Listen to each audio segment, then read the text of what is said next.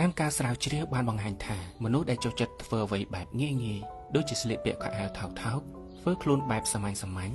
ញ៉ាំអាហារតាមចិញ្ចើមផ្លូវមិនជិះឡានទំនើបមិនចូលហាងកាហ្វេប្រែនឬប្រើរបស់ថ្លៃមិនចូលចិត្តរៀបរឹកពីច្រើនពេលទៅណាមកណាមនុស្សប្រភេទនេះគឺងាយបត់បែនមិនកំណាញ់ខ្លួនមិនអួតអាងហើយដាក់ខ្លួនណាស់ហេតុផលធំបំផុតនៅពីក្រោយភាពសាមញ្ញនោះគឺដោយសារតែពួកគេគ្មានលុយទើបមិនអាចហៃសូដូចអ្នកដទៃបានតាមការស្រាវជ្រាវបានបង្ហាញថាមនុស្សដែលចូលចិត្តធ្វើអ្វីបែបងាយៗដូចជាស្លៀកពាក់ខោអាវថោកៗធ្វើខ្លួនបែបសាមញ្ញ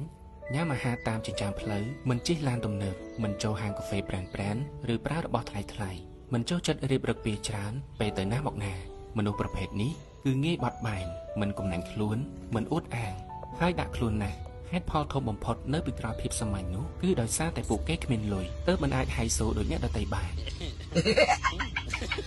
ហាងកាហ្វេប្រែនឬប្រើរបស់ថ្លៃមិនចូលចិត្តរៀបរឹកពីច្រើនពេលទៅណាមកណាមនុស្សប្រភេទនេះគឺងាយបត់បែនមិនកំណាញ់ខ្លួនមិនអួតអាងហើយដាក់ខ្លួនណាស់ហេតុផលធំបំផុតនៅពីក្រោយភាពសាមញ្ញនោះគឺដោយសារតែពួកគេគ្មានលុយទើបមិនអាចហៃសូដូចអ្នកដទៃបាន